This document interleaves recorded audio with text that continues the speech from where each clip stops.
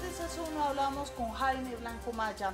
Él es el testigo estrella del caso Drummond y es la pieza clave para que la JEP entienda los asesinatos de los sindicalistas de esa empresa, así como la financiación a las Autodefensas Unidas de Colombia. Desde 1996 a 2001, Drummond financió a la SAUC. ¿Cómo fue esa entrega de recursos? Bueno, eso se ha digamos, discutido mucho. Fue a través de un sobrecosto que tenía el contrato de alimentación que yo tenía con la multinacional. Ese sobrecosto se estableció pre la contratación y había un sobreestimado de un 10% que se le daba a los ilegales para que prestaran algún tipo de seguridad a la multinacional. Es decir, ¿cuánto representó ese 10%?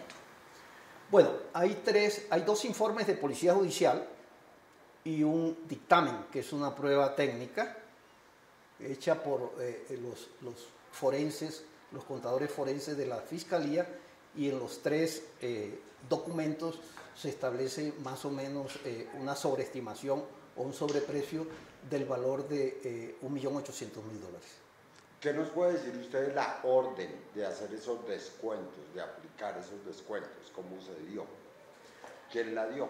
Bueno, el tema contractual, digamos, de iniciar el contrato, había una persona que fue la que me movió todo el tema del contrato, y una persona con mucho poder en la multinacional, era un gringo, que había sido CIA, el señor Jim Atkin.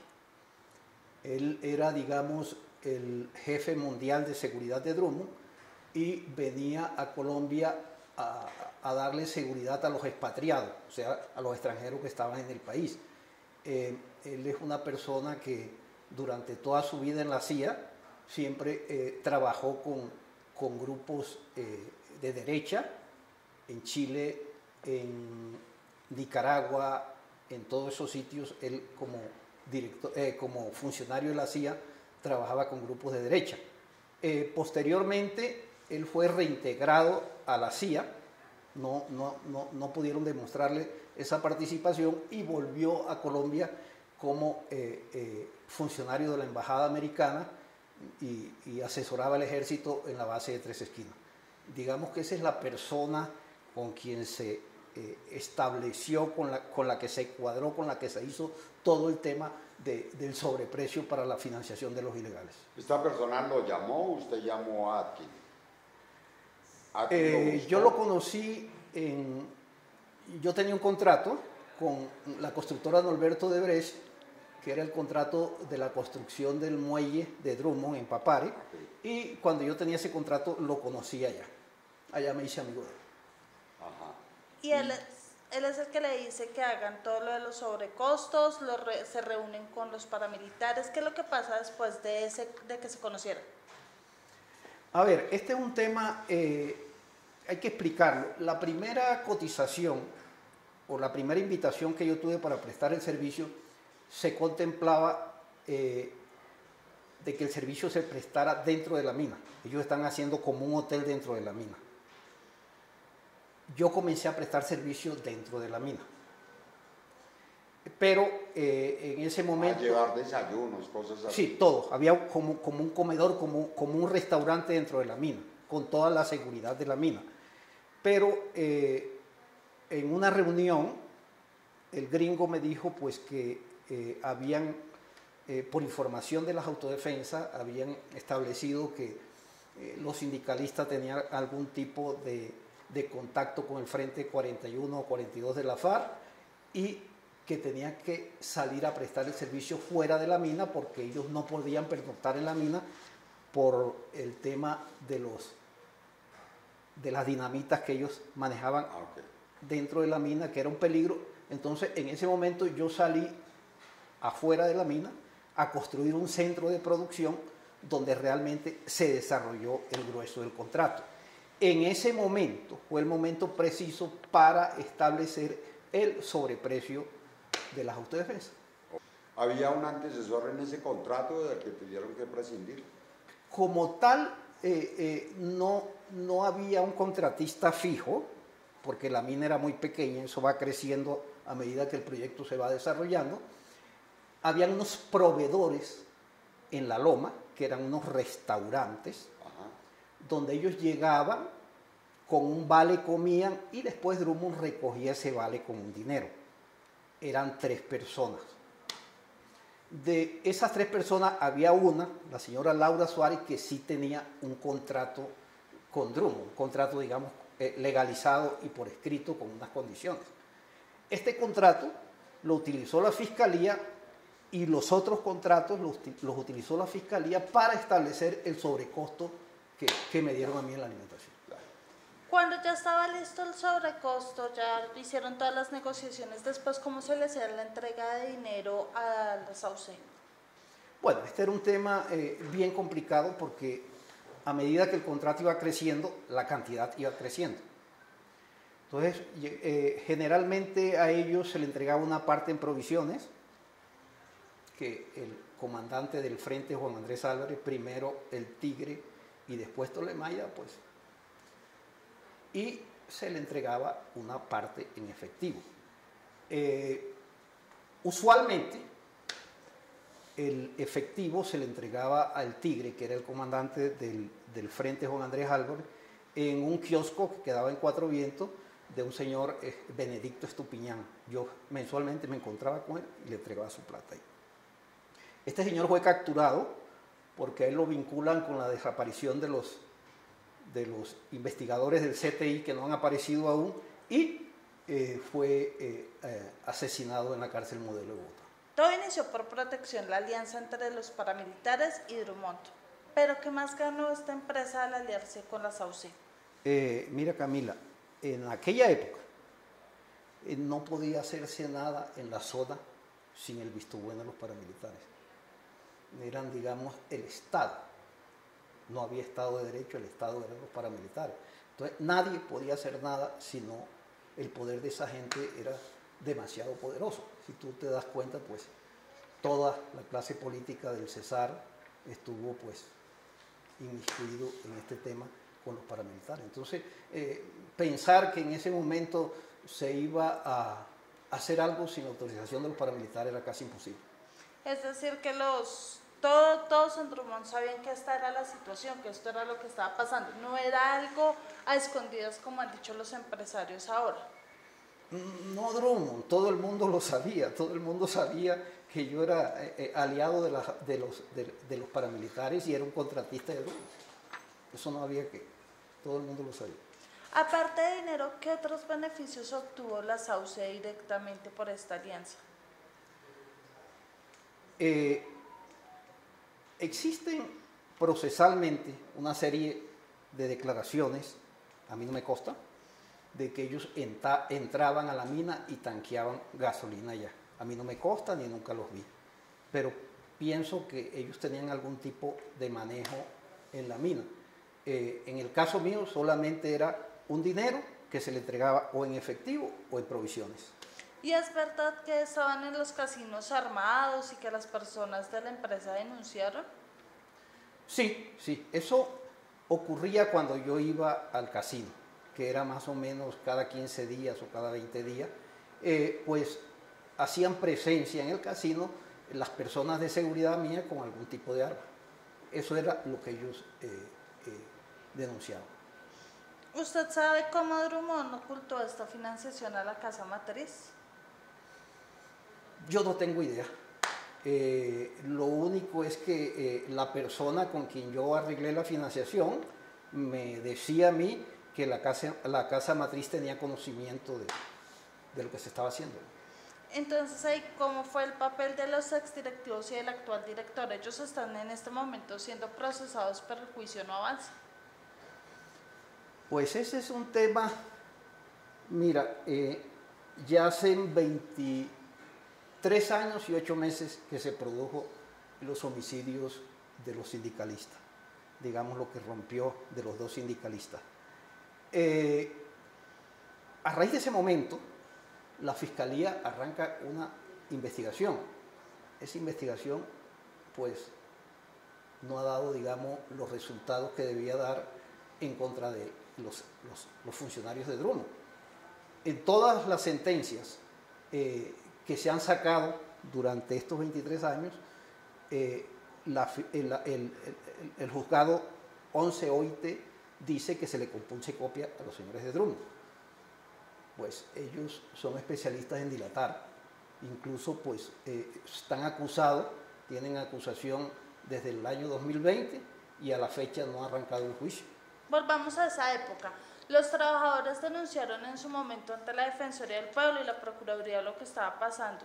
¿Qué les dijeron en ese momento? ¿Qué pasó en esa época? Pues no pasó nada.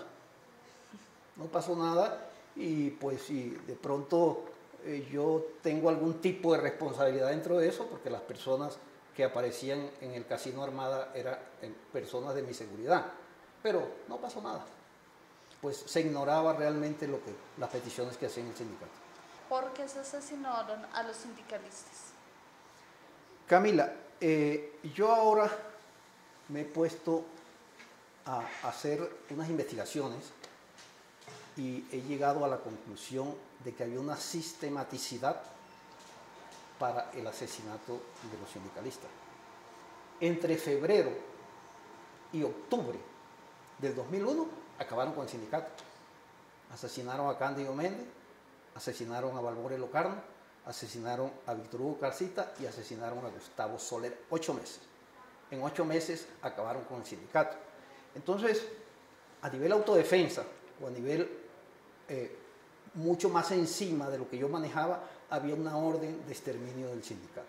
Esos 4 delitos que se cometieron en 8 meses han sido los 4 declarados lesa humanidad por la Fiscalía General de la Nación. ¿Usted sabe quién dio la orden con los nombres de los sindicalistas que debían ser asesinados? Yo eso no lo tengo claro, eso lo manejaba una persona, un empleado mío, con el gringo de la Drummond, con Mr. Jim Aki. Ellos fueron los que estuvieron, digamos, en ese tema.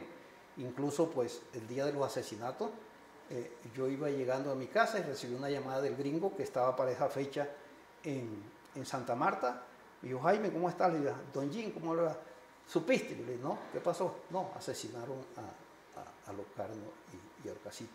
Yo sí tenía conocimiento, pues, de lo que las autodefensas iban a hacer con ellos y lo que se venía, pero yo no estuve, digamos, metido en ese tema de las minucias de cómo se hicieron las cosas. Y con ese trabajador que usted dice que sabía lo que iba a pasar, y con Atkins, ¿qué ha pasado en este caso, pues, por los asesinatos? Bueno, el trabajador, él fue condenado en el 2008, él aceptó cargo, más no le hicieron ningún tipo de rebaja, acaba de ser admitido en la JEP y le dieron la libertad, es Jairo de Jesús Chávez. Y el gringo, Mr. Jim Atkins, tiene una orden de captura de la Fiscalía General de la Nación, pero ya ese es un señor de 80 y pico de años, es un jubilado de la CIA, no creo que lo toquen, ¿no? Debe estar en Estados Unidos, entonces. Sí, está en los Estados Unidos y la información que tengo es que está muy enfermo. Ah, ok, perfecto. Porque si a la final lo que los paramilitares decían se hacía, pues para que acabar con la vida de los sindicalistas y nadie les paraba bolas. Ahí se manejan muchas cosas de información que tenían las autodefensas. Por ejemplo, dentro de las personas que se exiliaron, que pertenecían al sindicato, está Jimmy Rubio Hinojosa, quien era hermano de la jueza Marila Hinojosa, que asesinaron la autodefensa, pero era también hermano de La Toya, la compañera permanente de Simón Trinidad, que la mataron en unos bombardeos en el sur del país. Él llegó a trabajar con Drummond y terminó siendo tesorero del sindicato. Se decía pues que el sindicato estaba infiltrado por la FARC. Y eso era como lo que todo el mundo decía, y era pues, digamos, el caballito de batalla para que las autodefensas tomaran algún tipo de represalia. ¿Qué sabía de este plan del asesinato del señor Gary Drummond? La información que yo tengo del señor Jim Atkins es que el señor Drummond estaba al tanto de estos temas. Que yo haya hablado con él, ni decirte, no puedo decirte nada. Es decir, podríamos decir que Gary Drummond avaló que se hicieran. Eso es lo que dice, lo que me dijo a mí el señor Jim Atkins. ¿Hubo otros extranjeros involucrados en estos asesinatos? No. Solo el señor de la CIA y pues con la autorización de Gary Drummond. Perfecto. ¿Es verdad que los sindicalistas estaban implicados en las voladuras de los trenes?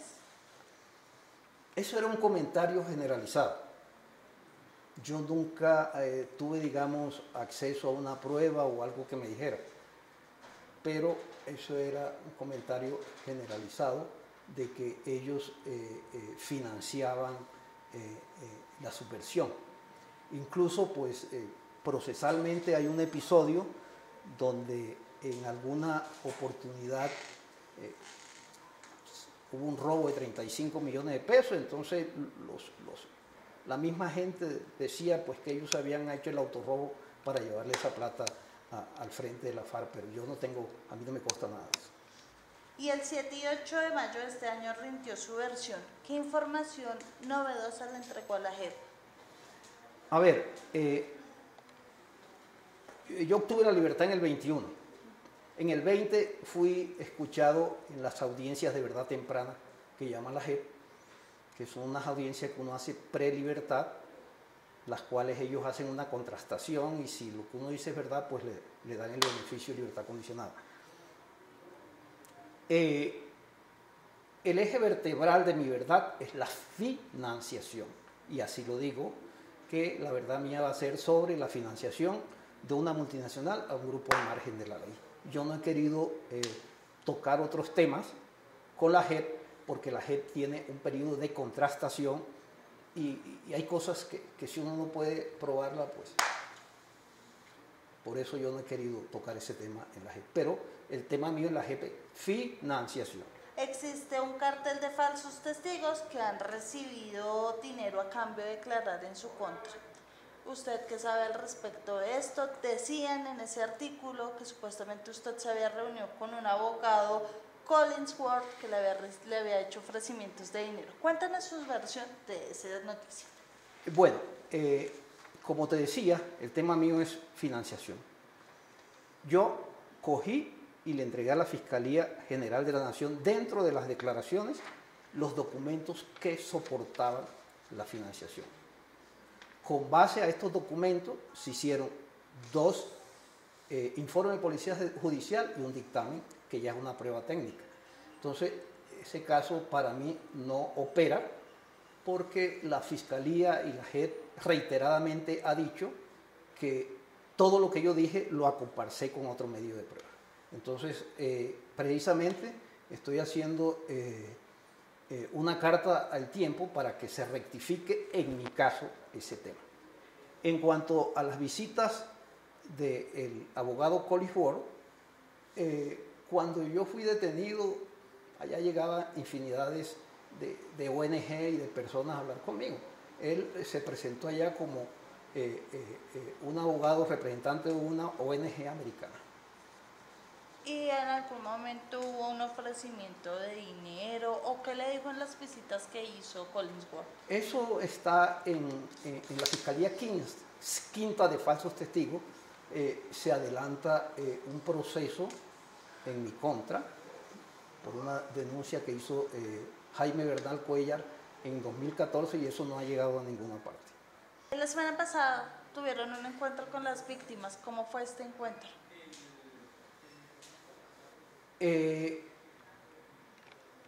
A ver, es algo muy difícil, muy complicado. Mirar tú a la cara a la persona que lesionaste no es fácil, pero dentro de la justicia transicional existe el tema dialógico, que yo lo inicié desde el año 20 en mi audiencia de verdad temprana, y ahí hemos ido como avanzando con las víctimas en ese tema. No es fácil, es un tema bien complicado y muy difícil de manejar. En las audiencias, las víctimas que le expresaron. Las víctimas lo que quieren realmente, y yo pienso que están muy bien enfocadas, es la verdad, que se sepa la verdad cómo fueron las cosas. Eso, digamos, es el pedido grande de las víctimas. Perfecto. Aparte, obviamente, del asesinato de los sindicalistas, del tema de la financiación, ¿en qué otras cosas los paramilitares le colaboraron a Drummond, por decirlo de alguna manera? Drummond tiene en Colombia cuatro empresas. Mina, pues ahí había una financiación a través mío por el tema de la comida.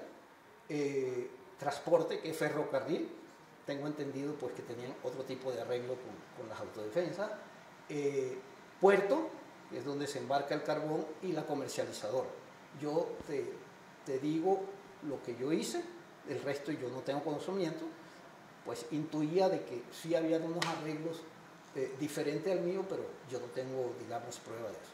Es decir, que la financiación a Drummond puede ser incluso mucho más grande para los paramilitares. Sí, sí, yo estoy seguro de eso, de que habían otra fuente de ingreso de Drummond a los paramilitares.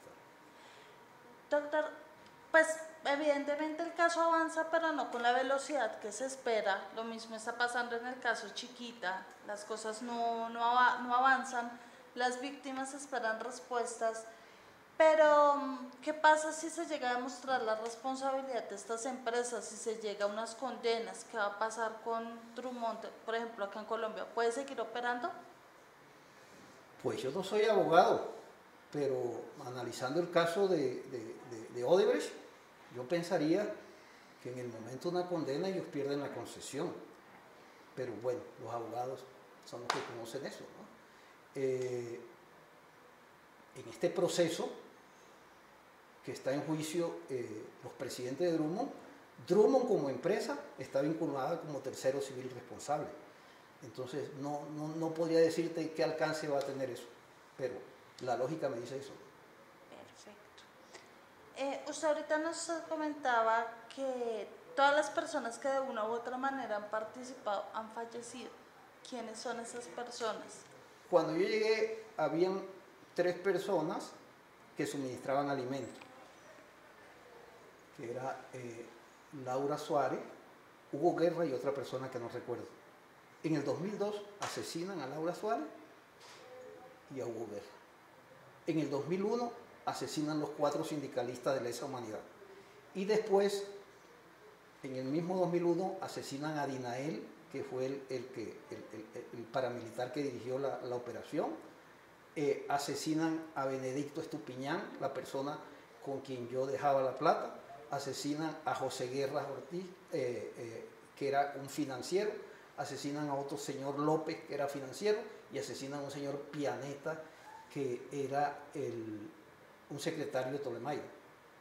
Cuando yo me di cuenta de todo eso, yo dije, todas las personas que tienen algún tipo de conocimiento las están asesinando. Entonces yo me vine para Bogotá y estuve viviendo muy discretamente en un municipio del sur de la Sabana.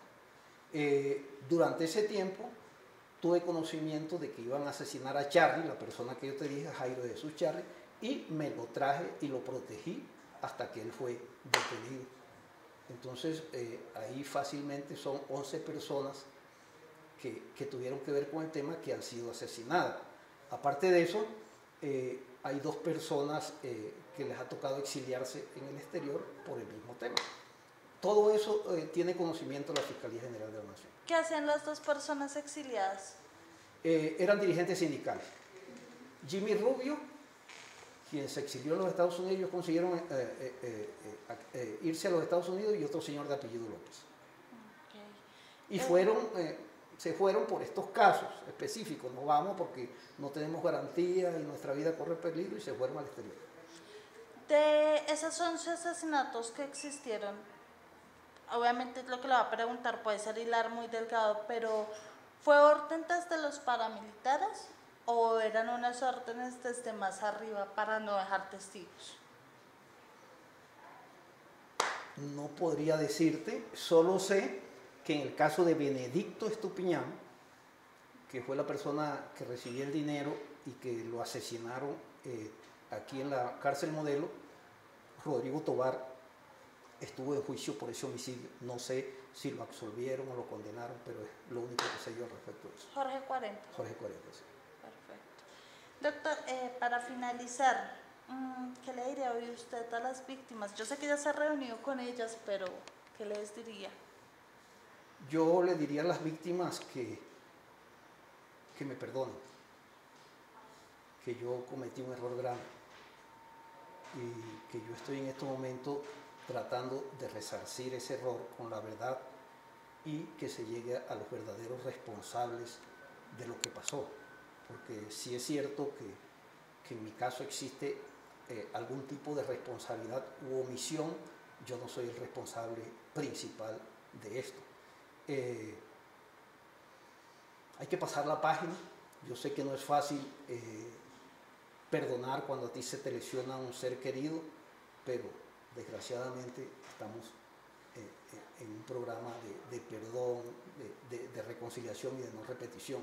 Entonces, con el dolor del alma, con toda la sinceridad que yo tengo como persona, le pido a las víctimas que me perdonen, que yo estoy aquí diciéndoles la verdad para que por lo menos ellos puedan conocer la verdad en cualquier momento.